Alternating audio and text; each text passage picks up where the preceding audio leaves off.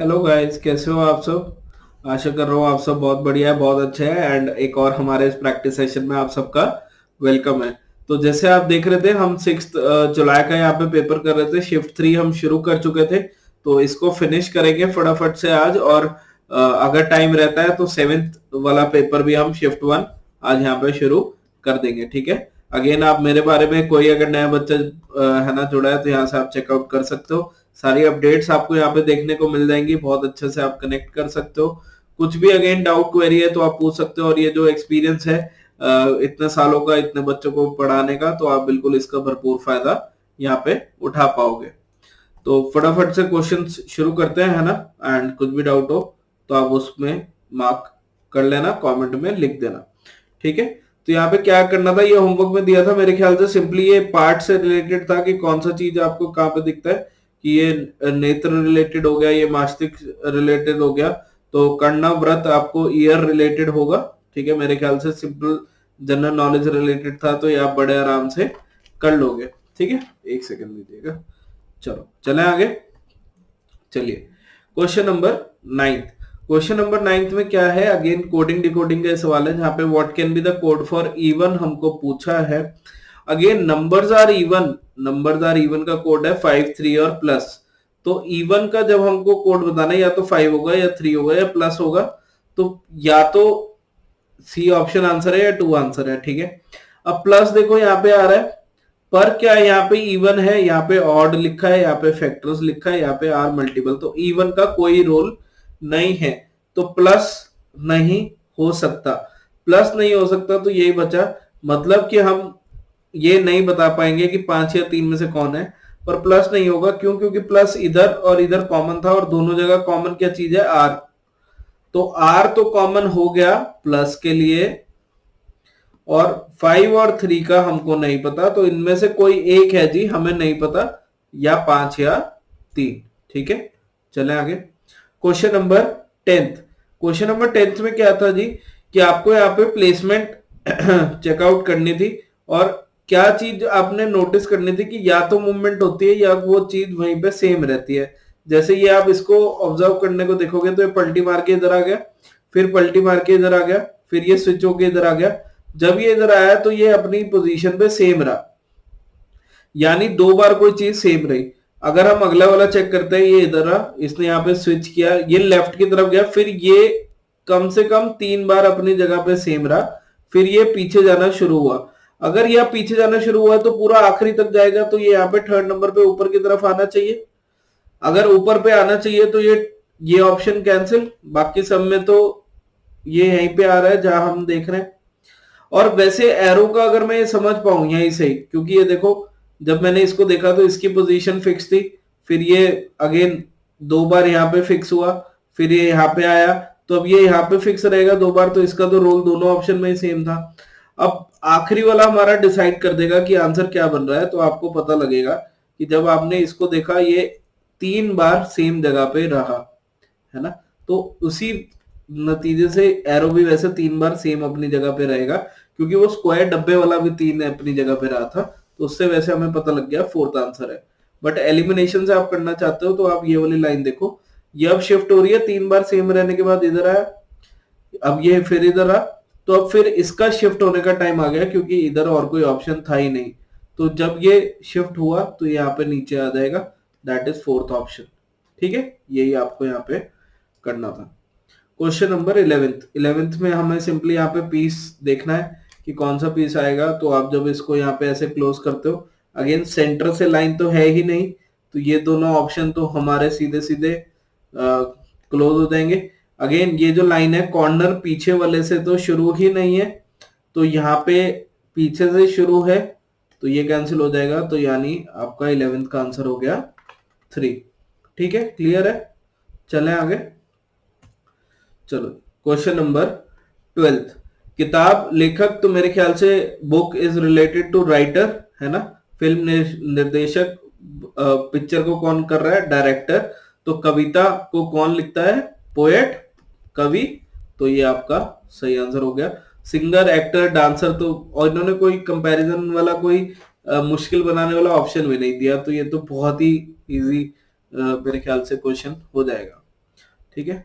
Question number 13 में again क्या है, जो ये नीचे फोटो थी इसी की मिरर ऊपर है।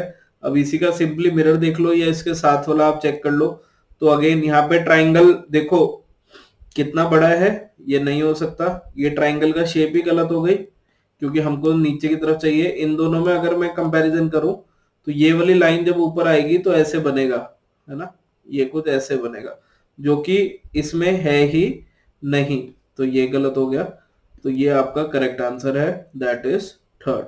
ठीक है, यही आपको बस करना था। चलें आगे, हो जाएगा। चलिए, तो हमारे रंगोली वाला सवाल, जहाँ एक कागज को पहले मोड़ा जाता है, पहले आधे से फिर आधे से ये क्वार्टर में, और क्वार्टर में कट लगाए जाते हैं, फिर हमको बताना होता है क्या इमेज बन रही है। तो जब ये कट्स को हम ओपन करते हैं तो ये वाला कट ऐसे, ये वाला कट इधर से ऐसे, और ये ऐसे कुछ इस प्रकार से नजर आना चाहिए। जब इस प्रकार से नजर आ रहा है तो ना इसमें ये वाला कट है, तो ये ऑप्शन कैंसिल। यहाँ पे अगर आप चेक करोगे तो यहाँ पे आपके अभी तक सारे कट्स दिखाई दे रहे हैं। अगेन इस वाले में भी ऊपर वाला कट नहीं है तो ये कैंसिल, यहाँ भी ऊपर वाला कट नहीं है तो ये भी कैंसिल। तो यही आपका करेक्ट होगा, क्योंकि इसको जब हम फिर इस साइड खोलेंगे तो आप चाहे चेक करके देख लो, ये कुछ इस प्रकार से ऐसे बनेगा ना। ये वो काजू वाली बर्फी लग रही है ना, बहुत बच्चों की फेवरेट, एक बार चेक कर लो, है ना। और यही तो हमें इस ऑप्शन में गिवन है सेकंड में। ठीक है, चलें आगे, आसान है। चलिए, इन अ सर्टेन कोड लैंग्वेज अगर हम है ना पोशाक को कंघी कहते हैं, कंघी को हेड रहा है, तो इसमें सबसे पहले आखिरी पढ़ लो, use to colour the lips. तो होठ को रंगने के लिए हमें लिपस्टिक की जरूरत पड़ती है। लिपस्टिक का कोड क्या है, सैंडल। अरे वाह, कितना बढ़िया कोड बनाया है ना। तो होठों को रंग करने के लिए क्या चाहिए, लिपस्टिक, और लिपस्टिक का कोड वर्ड क्या है, सैंडल। तो आपका यहाँ पे आंसर क्या हो जाएगा, सैंडल। ठीक है, चलो क्वेश्चन नंबर 16। अगेन एमटीएस का पेपर और 2-3 अरेंजमेंट के सवाल लाए हूं अभी इस साल, तो ये बिल्कुल भी नहीं हुआ और ऐसे इस बार भी होगा, है ना, तो आप ध्यान रखना। क्वेश्चन नंबर 16 में क्या कहता है मेरे बच्चे, हाइट ऑफ 7 बॉयज कंपेयर किया, सबकी अलग अलग हाइट है। अगेन हाइट लेस से मोर की तरफ जा रहा है ना, इंक्रीजिंग ऑर्डर में जा रहा है, तो हम ऐसे बना लेते हैं कि सबसे कम हाइट वाला नीचे और ज्यादा वाला ऊपर। ठीक है, हमको बताना क्या है, how many boys are shorter than B4 and taller than B2। B4 से छोटे कितने हैं और B2 से लंबे कितने हैं, ये बताना है। ठीक है, B2 is taller than B1 and B6, तो B2 से टॉलर B1 और B6 होगा। अभी हमें नहीं पता कि ऊपर नीचे कौन सा है। B7 is shorter than B3 and B4। B7 जो है B3 और B4 से छोटा है, यानी B3 B4, तो B7 ही आएगा, बट टॉलर देन B5, पर B5 से बड़ा है। B5 is taller than only 3 boys. अब देखो, अगर ओनली 3 बॉयज की बात करें, B3 टॉलेस्ट की बात करें, तो यही ऑर्डर नहीं आएगा, क्योंकि ये 3 लोग के ऊपर B5 को आना पड़ेगा, नहीं तो ऑर्डर सेट ही नहीं बैठेगा। और B7 B4 B3, तो ये हमारा ऑर्डर जो का तू अरेंज हो गया। B1 और B6 की गारंटी नहीं है, पर ना ही हमें जरूरी है, क्योंकि हमें पूछा ऐसे कितने लड़के हैं जो B4 से कम हाइट के हैं, तो ये सारे हो गए नीचे तक। और B2 से ज्यादा है, B2 से ज्यादा तो ये ऊपर वाले, यानी ये दो B7 और B5, तो आपका आंसर होगा 2। अगेन 2 है तो ये नहीं, ऑप्शन नंबर 2 मार्क कर दो, ऑप्शन नंबर 1 में 2 लिखा हुआ है, बस इस चीज से बच गए। ठीक है, 1 में 2 लिखा हुआ है, हो जाएगा, कोई दिक्कत की बात नहीं है। चलो क्वेश्चन नंबर 17, है ना, 7 लोग एक वृत्ताकार मेज पे बैठे हैं अंदर की तरफ फेस करके, तो 7 लोग आप बना लो, क्योंकि 7 का सिमेट्री थोड़ा सा अलग बनता है, तो आप उसको आराम से चेक कर लो। ठीक है, कुछ ऐसे बन जाएगा। अगेन जब कोई अंदर की तरफ देख रहा होता है तो ये इसका बायां साइड और ये इसका दायां साइड होगा, तो ये हर जगह आप अप्लाई कर सकते हो, है ना, क्योंकि अगर एरो ऐसे है तो ये लेफ्ट ये राइट होता है, एरो ऐसे है तो ये लेफ्ट ये राइट होता है, एंड सो। ठीक है, अब हमको क्या यहाँ पे गिवन है, देखो, Parv is immediate neighbour of both Tania and Sushil, तो पर्व इन दोनों के बीच में बैठा होगा। Uma is immediate neighbour of Kazi and Vishnu, तो इनमें कोई कॉमन नहीं आया, तो मैं शुरुआत यहां से अभी नहीं करना चाहूंगा। ठीक है, Kazi sitting second to the right of Tanya. ठीक है, अगर अब एक बात यहाँ पे आप आराम से समझो, इमीडिएट लेफ्ट ऑफ काजी है, काजी यहाँ पे उमा जी के नेबर है, तो या तो आंसर उमा होगा या कोई और पर्सन भी हो सकता है कि राइट वाला। तो हमको यहाँ पे हेल्प मिल जाएगी बनाते वक्त। क्यों? अगर वो कह रहा है कि Kazi is second to the right of Tania, तो अगर हम तानिया जी को यहाँ पे ले लें तो काजी यहाँ पे आ जाएंगे। ठीक है, अब हमको क्या गिवन है? Parvez neighbour of both Tania and Sushil. अब तानिया और सुशील का नेबर पर्व है, तो पर्व यहाँ पे आएगा और सुशील यहाँ आएगा, क्योंकि उधर तो काजी बैठे हैं तो सुशील की जगह नहीं है। ठीक है, Uma is neighbour of Kazi and Vishnu, तो विष्णु यहाँ पे आएगा, तभी तो उमा यहाँ पे आ पाएंगी, क्योंकि अगेन इधर इस साइड जगह नहीं थी, नहीं तो बिठाने की। तो हमारे कौन से पर्सन बचे अभी तक इन सारी अरेंजमेंट में? रईस, है ना। तो काजी का लेफ्ट हमें पूछा था, तो इसका लेफ्ट मतलब ये वाला साइड, तो रईस हमारा करेक्ट आंसर हो जाएगा। That is option number 1। Again बिल्कुल भी मुश्किल नहीं था, बिल्कुल भी टाइम कंज्यूमिंग नहीं था, ऐसा नहीं था कि बहुत ही कोई लेंदी अरेंजमेंट दे रखा है। ठीक है ना, तो उसके अकॉर्डिंग आप इसको कर सकते थे, देख सकते थे। ठीक है, एक सेकंड दीजिएगा। चलो ठीक है, क्लियर है। चलिए क्वेश्चन नंबर 18। क्वेश्चन नंबर 18 क्या कह रहा है? In a certain code language tram is written as this. अब देखो कितना आसान क्वेश्चन है। क्यों? क्योंकि सीधा सीधा हमको दिख रहा है यहाँ पे टी से यू, आर से क्यू, ए से बी, एम से एल। तो टी से यू +1 होगा, 18 से 17 -1 होगा, ए से बी +1 होगा, 13 से 12 -1 होगा। तो एक बार +1 एक बार -1 हो रहा है। P +1 Q गिवन है, A -1 Z गिवन है, S +1 T गिवन है और T -1 S गिवन है। तो एक बार +1 एक बार -1 करना है। अगर डीड के बारे में वो पूछ रहा है ना, तो अगर इसमें +1 करेंगे तो D +1 E -1 तो D। ठीक है, E D से हमारा एक ही ऑप्शन बन रहा है, दैट इज ऑप्शन नंबर 4। तो ये आपका करेक्ट आंसर हो जाएगा जी। एक बार चेक कर लो क्या ये सही है, हो जाएगा। ठीक है, चलें आगे। चलिए क्वेश्चन नंबर 19। क्वेश्चन नंबर 19 में क्या कह रहा है? What will be the value of the given expression. अगर ये सब हमको गिवन है तो 20 बी का मतलब -30, ए का मतलब +15, सी का मतलब मल्टीप्लाई है ना 20 और डी का मतलब डिवाइड बाय 5। तो 20 डिवाइड बाय 5 हो गया 4।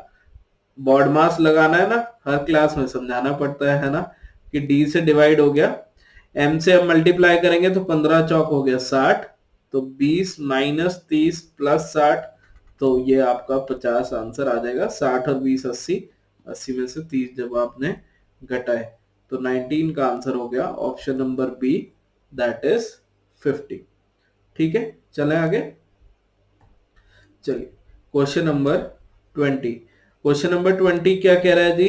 कि अगर आपको एक सेट, यहाँ पे 2 सेट गिवन है, उसका सेम आपने देखना है और किसी भी नंबर का डिजिटल सम प्रोडक्ट नहीं देखना, मतलब पूरे पूरे नंबर पे ही करना है जो भी कार्रवाई करनी है। अब देखो कितना प्यारा सा सवाल बनाया कि जब 13 से 28 जा रहा है तो भाई ये तो सीधा दिखेगा कि × 2 + 2 हो रहा है ना, और ये नीचे वाले में भी हो रहा है, तो 18 × 2 + 2, तो 36 और 2 38। अब अगर 28 से जाना है तो क्या गुना 3 नहीं हो जाएगा कि 28 गुना 3 84 + 2 तो 86। तो मेरे बच्चे यहाँ पे 116 × 3 348, अरे सॉरी 38 से लेना ना, हम तो आगे ही चल पड़े थे। तो 38 × 3 यानी आपका 114 + 2 दैट इज 116। तो एक बार × 2 + 2 करना है, एक बार × 3 + 2 करना है। तो 10 × 2 + 2 तो ये बन जाएगा 22। 22 × 3 66 + 2, तो बस ये पहले ही करेक्ट है, इससे आगे तो कोई दिक्कत ही नहीं है। वैसे भी चेक कर लो, 18 ये 2 से ही हो गया, × 2 + 2 नहीं है। 18 से 54 × 3 हो गया, ये × 3 + 2 नहीं है। और ये × 2 + 2 है, ये × 3 + 2 नहीं है, × 3 + 4 है, तो हमें × 3 + 2 चाहिए था। तो वो ऑप्शन दिखने की बात है, बस जो पहले दिख जाए उसके अकॉर्डिंग आप आगे मूव ऑन कर सकते हो। ठीक है, चलो जी क्वेश्चन नंबर 21 क्या कह रहा है कि पोल का कोड अगर ये है POLESROH और यहाँ पे सब पास पास ही गिवन है, यानी P से S 16 से 19 प्लस 3 है, 15 से 18 प्लस 3 है, 12 से 15 प्लस 3 है, 5 से 8 प्लस 3 है। तो सब में 3 जोड़ना है। तो हेयर में अगर मैं 3 जोड़ू, 8 और 3 11, 11 मतलब के, एक में 3 जोड़ू तो 4, दैट इज D के डी। 9 में 3 जोड़ू तो 12, दैट इज L के डी L। और R में अगर हम 4 जोड़े तो 18 चौक 22, दैट इज V, है ना, के D L V, that is option number 4। अब अगेन मैं ये बोलूं कि बच्चे आपने टाइम बचाना है, आप सबसे पहले ये चेक कर लो कि ये कॉमन था तो हम आखिरी वाला करके देख ले, तो आप बिल्कुल करके देख सकते हो। पहले कॉन्सेप्ट समझ लो और फिर आपको रिलेट हो जाएगा, है ना। और यही गलती करोगे जो यहाँ पे होती है, ठीक है ना। एक गलती और सारा सवाल गलत।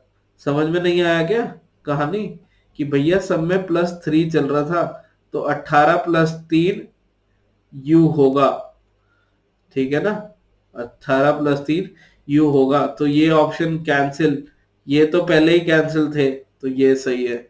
अब आई होप आप समझ पाए जो मैं बिल्कुल जेन्युइनली मिस्टेक करवाना चाह रहा था कि 5 से 8 वो +3 दिख रहा है, पर 18 से 4 वो फ्लो में हल्की सी भी गलती हुई ना तो एक खाली एक अल्फाबेट के अकॉर्डिंग मार्क मत किया करो, पूरा प्लीज एक बार वहां पे चेक जरूर कर लेना, ये मेरी रिक्वेस्ट रहेगी अगेन, ठीक है। चलो जी क्वेश्चन नंबर 22 क्या कह रहा है कि 7 women ABCD are sitting in a row facing the south. तो हम तो भैया हर बार यही करते हैं कि साउथ को अपन सामने की तरफ ले लेंगे कि हमारे सामने ही साउथ है, और जो हमारा दाया है वो इन पर्सन का दाया होगा, जो हमारा बाएं है वो इनका बाएं होगा, है ना, लेफ्ट और राइट सेम हो गए। अब हमको क्या गिवन है, A is 5th to the right of G. A जो है वो जी के 5वें दाएं पर है और ए एक छोर पर बैठी है। तो अगर यार ये ऐसी सिचुएशन है तो ए भैया को इधर ही बैठना पड़ेगा, तभी जी के दाएं साइड आएगी। अगर इस कोने में बिठा दिया तो फिर तो बाएं पे हो गई, तो जी इधर होगा, है ना, ताकि इसका पहला, दूसरा, तीसरा, चौथा, पांचवा ये सिचुएशन आ जाए। ये हमको गिवन है। E is exactly in the middle, तो E बिल्कुल सेंटर में है, तो ये भी सिचुएशन आ गई, ठीक है। F is 4 to the right of G। G अगर यहाँ है तो 1, 2, तीसरा, चौथे पे F है, कुछ ये सिचुएशन हो जाएगी। D is immediate left of E, तो कुछ ये सिचुएशन हो जाएगी। एक हमको गिवन है कि B जो है वो E का पड़ोसी नहीं है, तो A की सीट खाली थी, तो B भैया को यहाँ आना पड़ेगा और C भैया को यहाँ आना पड़ेगा। अब हमको ये बताना है which of the following statement are not correct, कौन सी सही नहीं है। D is third to the left of F, तो भैया डी एफ के थर्ड लेफ्ट पे है, तो ये स्टेटमेंट वैसे तो सही है पर हमको नॉट करेक्ट बताना है, तो उस वे में हम सही मार्क करेंगे। क्या ये चीज समझ में आई? सबसे पहले F is sitting between C and D, तो एफ सी और डी के बीच में नहीं बैठा, तो ये स्टेटमेंट नॉट करेक्ट है, मतलब ये वाली सही नहीं होगी, ठीक है। तो हम अगर सही नहीं होगी तो हमारे यहाँ पे नॉट करेक्ट हो गया, ठीक है ना, क्योंकि ये वाला तो करेक्ट था, तो जो हमें चाहिए उसके अकॉर्डिंग नॉट करेक्ट हो गया, मतलब जो हमें आंसर चाहिए, हमें चाहिए नॉट करेक्ट, तो F is sitting between C and D, actually में जो कि गलत है पर हमारे लिए सही है, तो हम मार्क करेंगे ओनली 2, ठीक है। मैं एक बार रिपीट कर देता हूं अगर कंफ्यूजन हो गई हो, मुझे ऐसा लगा, ठीक है, कि वो पूछ रहा है कौन सी स्टेटमेंट सही नहीं है, तो डी ई एफ के थर्ड लेफ्ट पे बैठा है, तो ये स्टेटमेंट सही है, तो हम इसे नहीं मार्क करेंगे, है ना, इसे नहीं, ऑल्दो ये सही लग रही है पर हम नहीं मार्क करेंगे। F is between C and D, ये इसमें गलत बन के आ रहा है और हमको गलत ही तो बताना है ना, तो उसके अकॉर्डिंग हम सेकेंड ऑप्शन को मार्क करेंगे, ठीक है। क्लियर है? अब हो गया, ओके, चले आगे। चलिए क्वेश्चन नंबर 23 क्या कह रहा है, ठीक है, कि 46, 93 एंड सो ऑन, इसके रिलेटेड हमें देखना है। तो यार देखो ये लगभग ही दिखाई दे रहा है कि डबल के आसपास या डबल से कुछ रिलेशन में पक्का है, ठीक है। अब नॉट है तो हम इसे चेक कर लेते हैं। 46 का डबल होता है 92, तो इंटू 2+1 हो गया। 93 से 188 इंटू 2 किया, गुना 2 किया, 186 प्लस 2 हो गया। इसका डबल करते हैं तो 376 प्लस 3 हो गया। तो बिल्कुल सही पैटर्न है, इंटू 2+1 हो रहा है, फिर इंटू 2+2 हो रहा है, फिर इंटू 2+3 हो रहा है। अब हम चेक करेंगे इंटू 2+4। यूनिट डिजिट से ही पता लग रहा है, इंटू 2+4 में यहाँ पे 2 आना चाहिए था, 762 आना चाहिए था। इंटू 2+4 जब आप करोगे 379 का, तो वो कितना हो गया, 758, है ना, 758। अगेन आप नहीं समझ पा रहे तो मल्टीप्लाई करके चेक कर लेना, ठीक है। +4 तो 762, ठीक है ना, 762। अगेन मैंने जल्दी कैसे किया, 37 का डबल करना है। 37 का डबल आपका सिंपली आप चेक करो तो 740 हो गया। 37 का दुगना किया ना, फिर 9 का दुगना 18, तो ऐसे जोड़ के देख लिया करो, +4, ठीक है। 762 में फिर आगे भी करके देखोगे, इंटू 2+5, तो ये 1529 बन रहा है, क्योंकि ये सिंपली आपके लिए रिलेट यहाँ पे हो जाएगा, ठीक है। एक बार चेक कर लो, कोई दिक्कत वाली बात नहीं है, ठीक है ना, कोई टेंशन वाली बात तो नहीं है। चलें आगे, चलो। तो इसमें तो इसमें हम मार्क क्या करेंगे कि 764 गलत है, ठीक है, 764 गलत है, ठीक है। चलो क्वेश्चन नंबर 24 में मेरे बच्चे क्या कहना चाह रहा है कि अगर आपको ट्राइंगल से बड़ा ट्राइंगल मिल जाए तो अंदर एक स्क्वायर आ जाता है, स्क्वायर से एक बड़ा स्क्वायर मिले तो अंदर पेंटागन आ जाता है। तो पेंटागन से पहले तो एक बड़ा पेंटागन ही मिलेगा, बड़ा पेंटागन मिलेगा तो ये ऑप्शन कैंसिल, ये ऑप्शन कैंसिल। अब जो अंदर फिगर आ रही है ना, वो इस या बार वाली से +1 है, मतलब साइड बढ़ रही है। ट्राइंगल में 3 साइड थी तो स्क्वायर में 4 थी, यहाँ पे स्क्वायर में 4 थी तो अंदर 5 थी। तो अब अगर बार 5 है तो अंदर 6 फिगर वाला आएगा, ना कि 8। इसमें 5 है और ये 8 फिगर है ना, 8 साइड है, तो ये नहीं हो सकता, ये नहीं हो सकता, तो ये हमारा करेक्ट आंसर हो गया, ठीक है।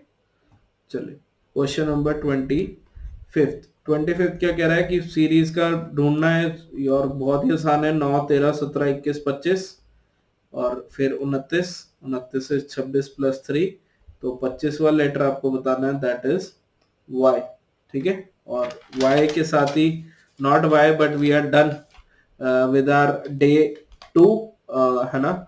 और अभी हम यहाँ पे डे 3 शुरू करेंगे, शिफ्ट 1 शुरू करेंगे डे 3 की।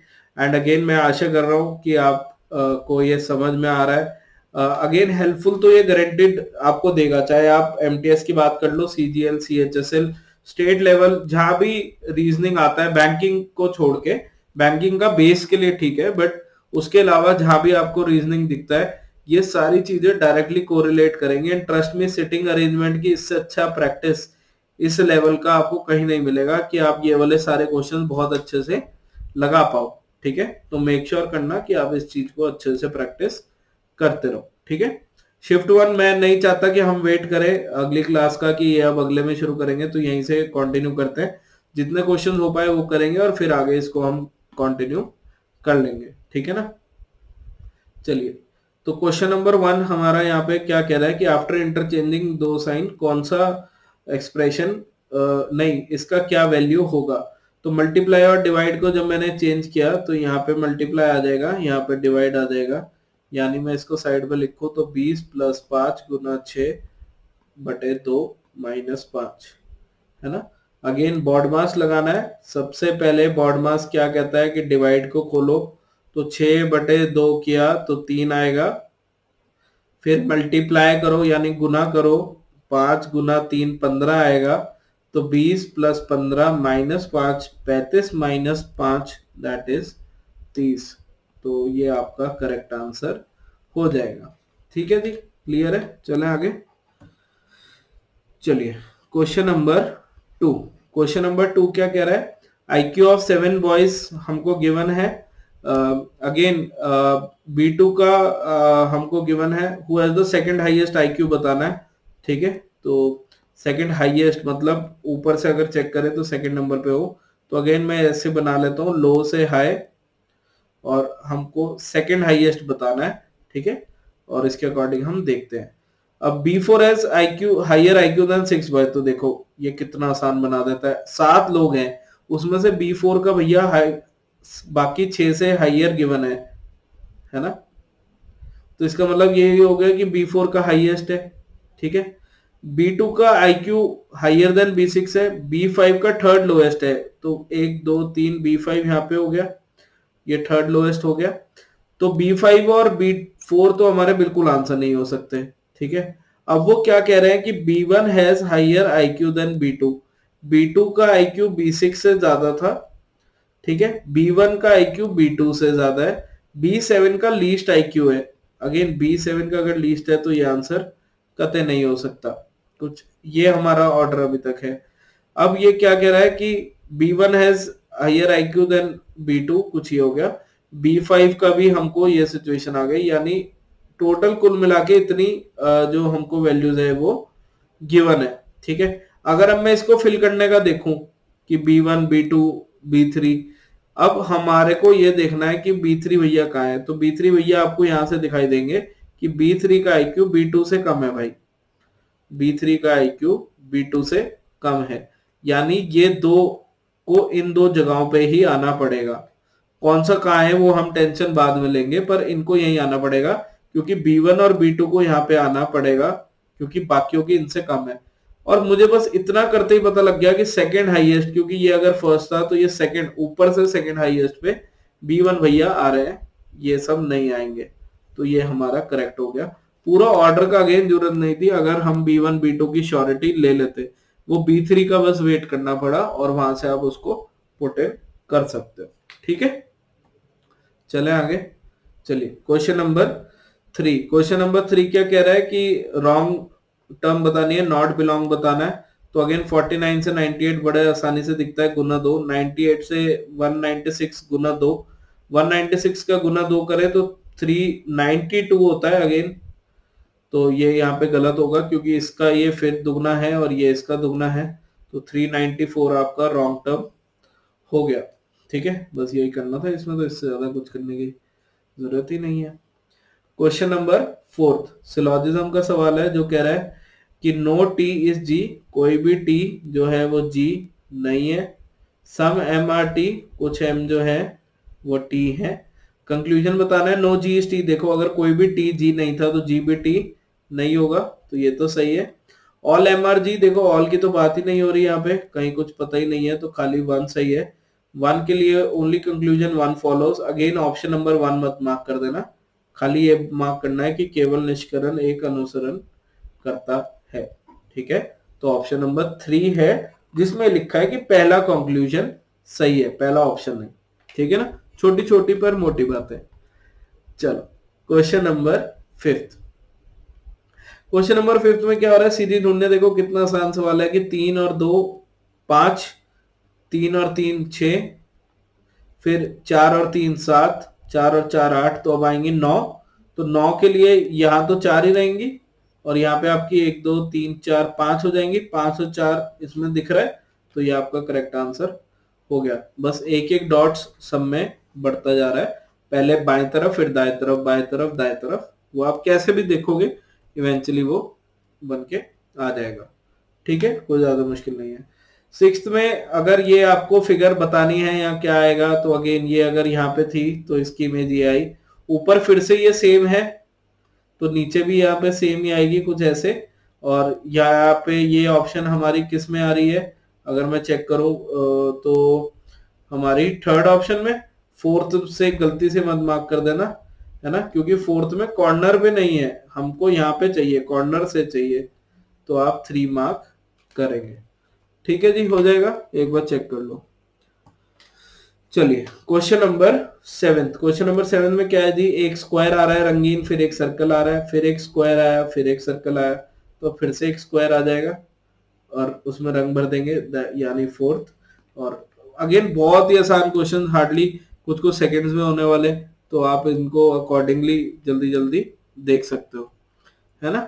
क्वेश्चन नंबर 8, क्वेश्चन नंबर 8 वाले क्वेश्चन ना बड़े परेशान करते हैं, क्योंकि इसमें बहुत चीजें हो सकती है। तो इन्होंने एक तो ये हेल्प किया कि इसका डिजिटल सम प्रोडक्ट नहीं करना, एक इन्होंने ये आइडिया जरूर दिया है कि सीजीएल का पेपर है तो भाई वो 2 नंबर को खतरनाक मल्टीप्लाई करके कुछ जोड़ते हैं, स्क्वायर क्यूब देखते हैं। एमटीएस में अभी तक जितने क्वेश्चन हमने देखे कुछ प्लस माइनस ही हो रहा था। तो 132 से 186 देखते हैं तो 54 ऐड हो रहा है, 186 से 240 देखते हैं तो फिर से 54 ऐड हो रहा है ना। अब मैं ऑप्शंस में अगर चेक करने को जाऊं तो 124 से 154 सेम चीज नहीं है, 148 से 202 में 54 ऐड हो रहा है, 202 से 256 भी 54 ऐड हो रहा है। तो ये हमारा आंसर हो गया, दोनों में 54 क्योंकि ऐड हुआ। अगेन 54 इसमें तो ऐड हो जाएगा पर इसमें नहीं हो रहा, एंड सेम आप नीचे वाला ऑप्शन भी एलिमिनेट कर पाओगे। तो बस नंबर्स में सेम नंबर ऐड करना था, बस यही करना है, ठीक है ना। चलो क्वेश्चन नंबर 9, तो क्वेश्चन नंबर 9 आज आपका होमवर्क क्वेश्चन करते हैं, इसको ट्राई करिएगा। कुछ भी डाउट क्वेरी हो तो बिल्कुल कमेंट करिए। सेशन अगेन अच्छे लग रहे हैं तो लाइक करना भूलना नहीं है, शेयर करना भूलना नहीं है, अपने दोस्तों को बताना भूलना नहीं है, ठीक है। तो आज की क्लास में इतना ही करते हैं, अच्छे से पढ़ते रहो। कुछ भी दिक्कत हो तो आप टेलीग्राम के माध्यम से या यूट्यूब के माध्यम से बिल्कुल बता सकते हो, ठीक है। तो अपना ध्यान रखो, अच्छे से पढ़ते रहो, मुस्कुराते रहो। Bye bye.